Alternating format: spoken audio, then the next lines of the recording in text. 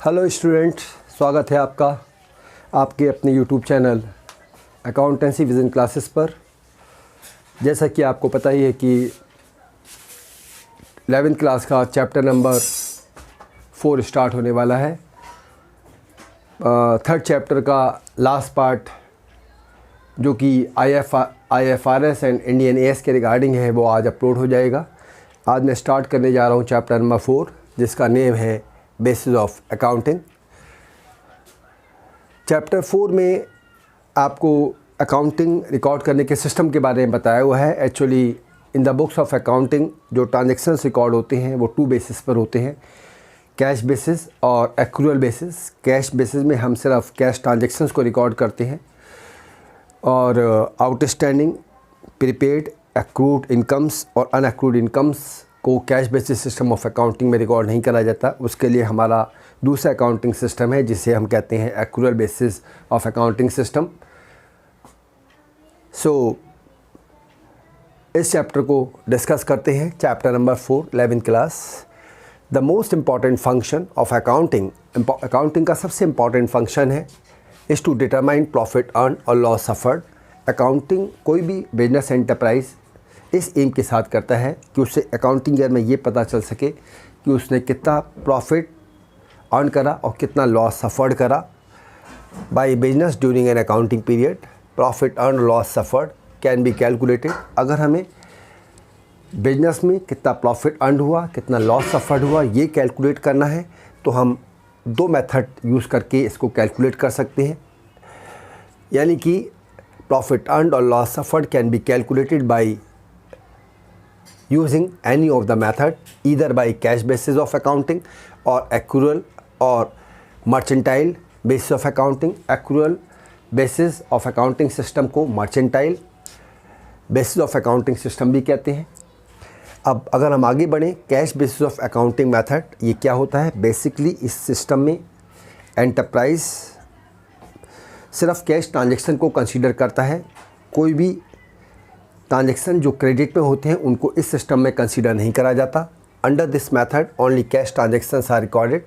It means revenue is recognised only when cash is received. Revenue को हम revenue तभी recognise करेंगे जब उसके अगेंस्ट हमें कैश मिलेगा।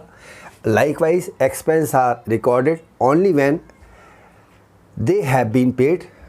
उसी तरह हमारा एक्सपेंस को हम तभी एक्सपेंस के फॉर्म में रिकॉर्ड करेंगे जब उसे एक्चुअली हम पेड कर देंगे।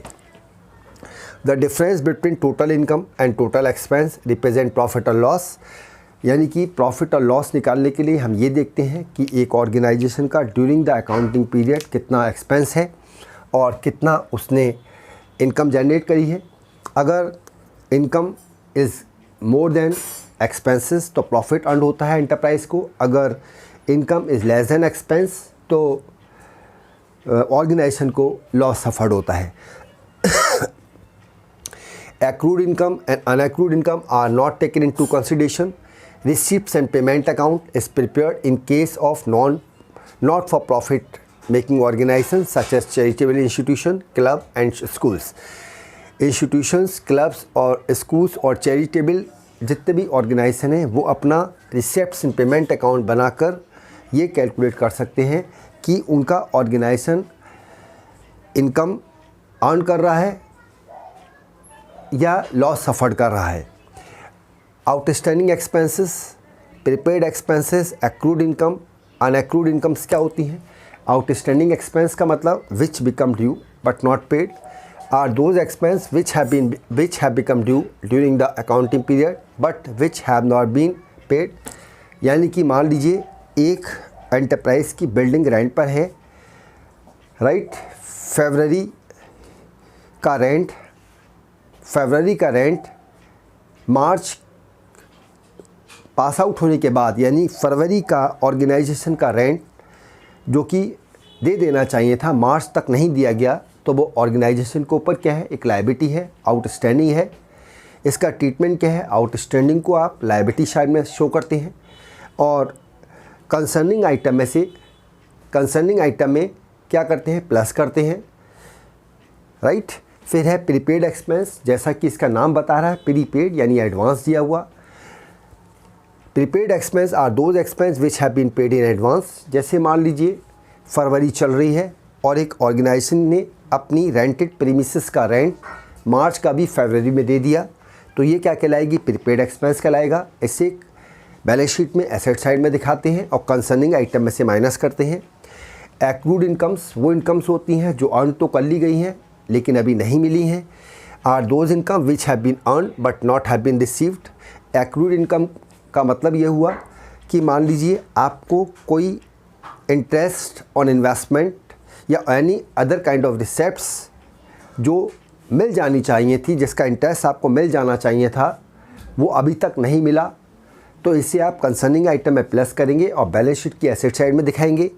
अनएक्रूड इनकम्स वो इनकम्स होती हैं जिनका इंटरेस्ट अभी अर्न नहीं करा है लेकिन एडवांस में मिल गया है। Are those incomes which have not been earn but received.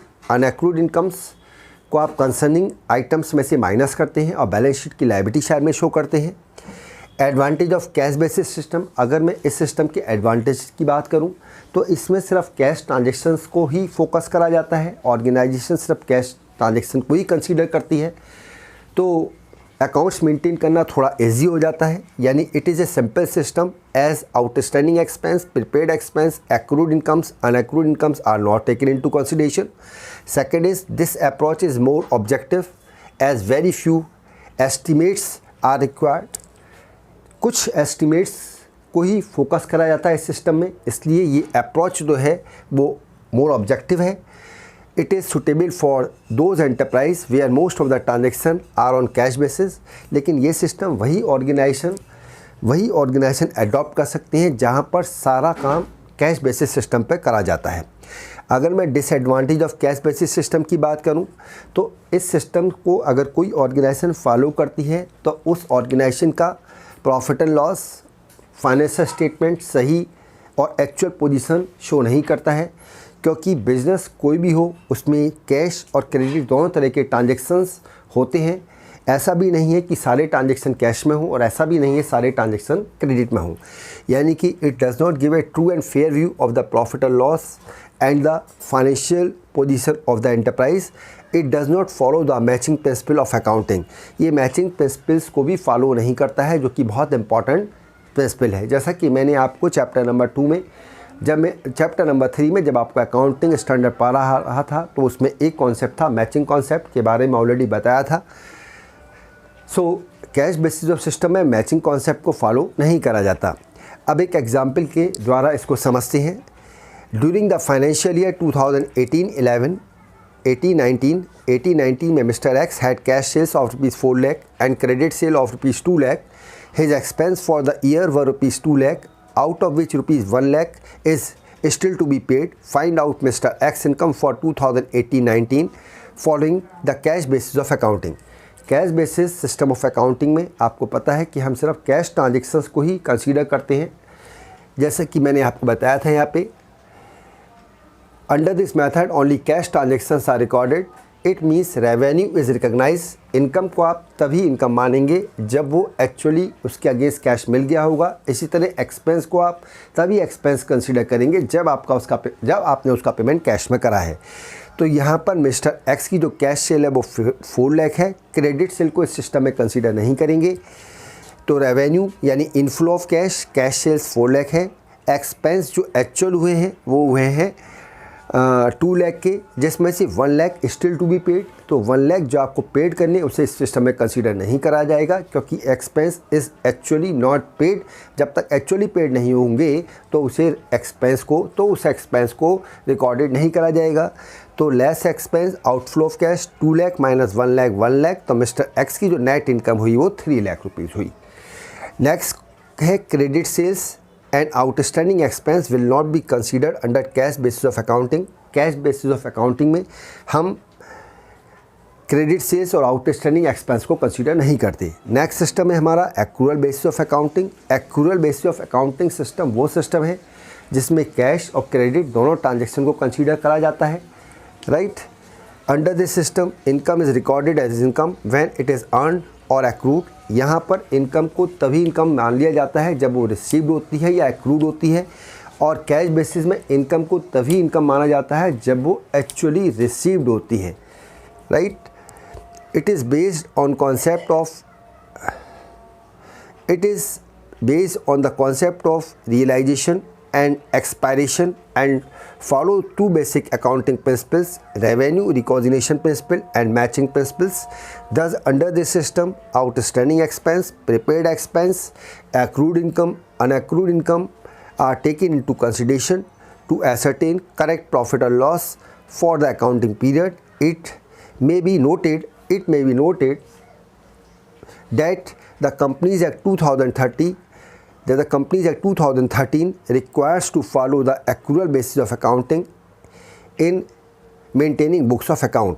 यानी अगर हम कंपनीज एक्ट 2013 की बात करते हैं तो कंपनी एक्ट 2013 भी इसी सिस्टम को अप्रोच करता है ज़्यादा, क्योंकि इस सिस्टम के थ्रू अगर कोई एंटरप्राइज अकाउंट्स मेंटेन करती है तो उस ऑर्गेनाइजेशन के, उस एंटरप्राइजेस के का जो प्रॉफिट एंड लॉस है वो एक्चुअल आता है और फाइनेंशियल पोजीशन भी वो एक्चुअल शो करता है। अगर हम इसी क्वेश्चन को मिस्टर एक्स की इनकम को, मिस्टर एक्स के रेवेन्यू को बाय द एक्रूअल बेसिस करते हैं तो आंसर कुछ इस तरह होगा।